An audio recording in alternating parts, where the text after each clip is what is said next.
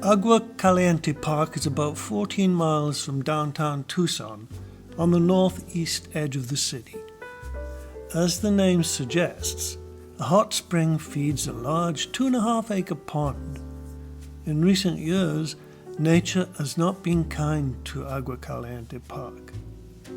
The flow of water from the spring has decreased from about 100 gallons a minute to less than 5 gallons a minute, and recently a trickle, meaning that groundwater has to be pumped to keep the pond from drying up. Also in September 2022, lightning struck palm trees in the park. 225 palm trees, plus about 40 other trees, were burned.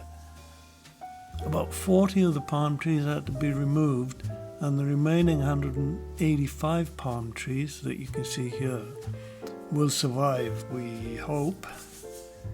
Some of the original buildings have survived from the time that Agua Caliente was a working ranch.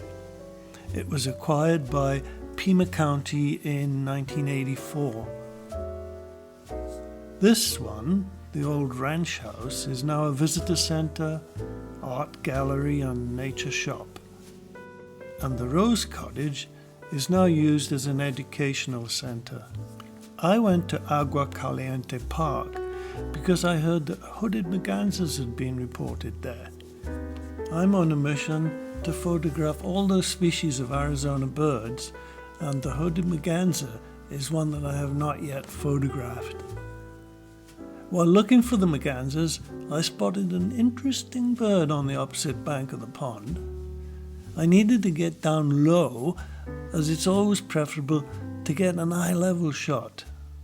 An example of this is a shot of a brown pelican that I got while snorkeling in Mexico. The quality of this picture is not good, as it was taken with a cheap underwater camera, but it illustrates the point of getting eye to eye with the bird. But what was that interesting bird I spotted? It was a green heron. Initially, it was positioned where the background was distracting and did not make a good photograph. I hope it would move and give a better background, and he did, allowing for some better shots. I was pleased, as the only photograph I had of a green heron was this one, with a very distracting background.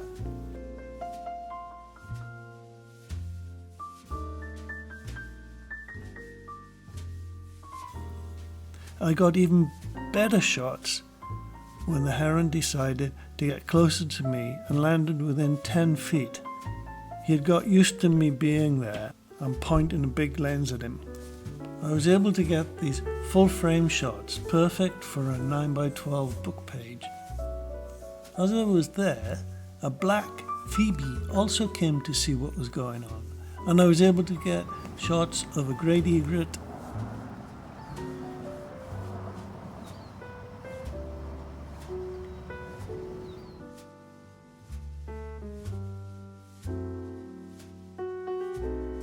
and a pied grebe. Eventually patience paid off, and the Hooded Mergansers came close to where I had set up. There was no male though, so a male Hooded Merganser is still on my target list. On the way back to the parking lot, I was able to photograph a cedar waxwing eating the dates from a palm tree. I like that this shot shows the red and yellow tips on the wings and tail, but the head's not too distinct. This shot shows the head better, but not the red and yellow tips. I tried cropping out the bunch of palm dates, and it makes a better picture, I think. There were also quite a lot of western bluebirds, and a Townsend solitaire. The visitor center has a printed bird checklist, but the Townsend solitaire is not included on the list, so it must be fairly rare for this area. Next time I'll be looking for a male Hooded Merganser. I heard that one has been spotted at the Canoa Ranch near Green Valley, so I'll be headed there next time. Join me.